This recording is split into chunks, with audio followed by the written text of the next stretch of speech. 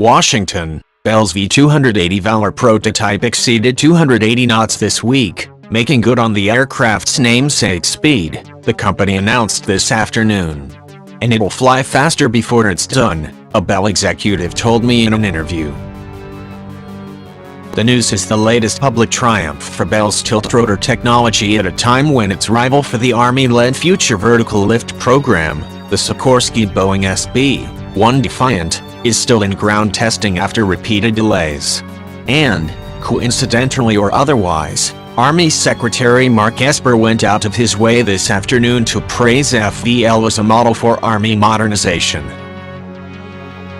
Just over an hour before Bell emailed me about its breakthrough, Army Secretary Mark Esper happened to be singing the praises of Future Vertical Lift. While he didn't cite either competitor by name, and he didn't mention the V-280 speed milestone, he may well not have known of it, although some in the Army certainly did. Esper noted that only one of the two competitors is already doing flight tests. There always is a risk of schedule slips or cost overruns, and you have to manage that, Esper told reporters when quizzed about a recent skeptical Gallup report on Army modernization.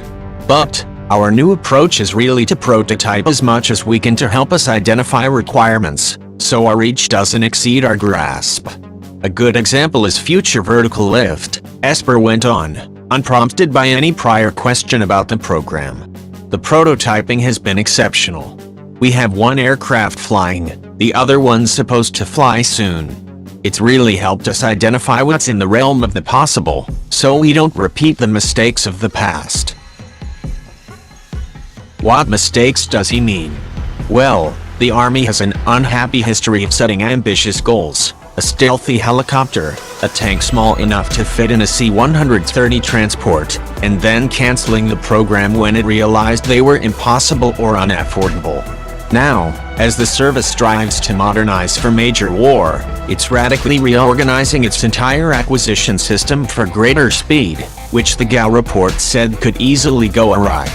But Esper argues this time is different. There has to be room for growth, but we're not looking to field something that is brand new and not ready to go. The FVL prototype program, officially known as the Joint Multi-Role Tech Demonstrator, JMRTD, long predates this new Army acquisition approach. It officially began in 2011. But those years of work are coming to fruition at the perfect time. 280 knots isn't the limit, an exultant Bell executive told me in a quick phone call. Our sprint speed, our dash speed so to speak, will probably be in excess of 280 knots, said Carl Kaufman, Director of Sales and Strategy for Advanced Vertical Lift Systems. We are not sure exactly where it's going to go yet. I mean, computer models certainly give us a good indicator of what we're going to get to in the design of the aircraft, but until we fly in and continue to expand the envelope, we're not sure exactly where that airspeed is going to fall. Now, the prototype that made the 280-knot flight wasn't carrying cargo or troops, just its usual testing instruments, the company acknowledged. But the design should be able to hit 280 knots even with a full combat load, they said. This isn't just a neat-looking number. Max speed does matter militarily, in very specific circumstances when you're trying to dash through enemy air defenses before they can lock onto you and shoot you down. That's an increasing concern as the US refocuses from fighting low-tech Taliban and ISIS irregulars to advanced adversaries like Russia and China, whose militaries notoriously bristle with dense air defenses. But you can't stay at dash speed forever. What's most operationally relevant is the cruise speed you can sustain throughout a long flight without burning up your fuel or burning out your engines. The whole reason to build a tiltrotor is to be able to take off, land, and hover like a helicopter but get the cruise speed and range of a turboprop plane. We're looking for a speed that's probably a little less than that is 280 knots, for long-range cruise, just based on fuel efficiency, Kaufman said. By way of comparison, the standard transport helicopter the V-280 is meant to replace, the venerable but much upgraded A-60 Blackhawk, cruises at a much more sedate rate of about 150 knots, 172 mph, 53% of the V-280's namesake speed, the heavily armed and armored AH-64 Apache gunship, a very different kind of aircraft, cruises at up to 176 mph.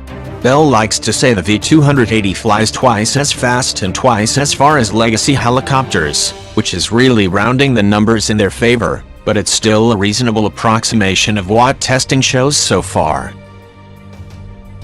That said, the V-280 hasn't done many long-range test flights yet.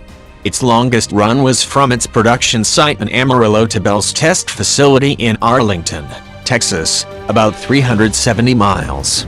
That distance is already 16% more than the maximum range of the AH-60, 317 miles for the latest M model, unless it trades cargo space for extra fuel tanks. We're very satisfied with the performance of the aircraft in the fuel burn rate, Kaufman. We'll meet the range parameter as well. The target is 575 to 920 miles, 500 to 800 nautical miles, depending on the mission profile. That leaves one last big challenge for the V-280, agility. With two huge rotors side by side, a tilt rotor flies very differently from a traditional helicopter, and arch rival Sikorsky argues their competitors' aircraft won't be as maneuverable at low speeds and low altitudes in tight spaces. Such agility at the X is vital for the Army, which needs to land assault troops in and retrieve casualties from jungles, mountains, and huge megacities. But so do the Marines and Air Force Special Operations Command, which have used Bell's earlier, larger V-22 Osprey tiltrotor for years without complaint. The V-280 design incorporates all the lessons from the V-22 and it's also about half the size.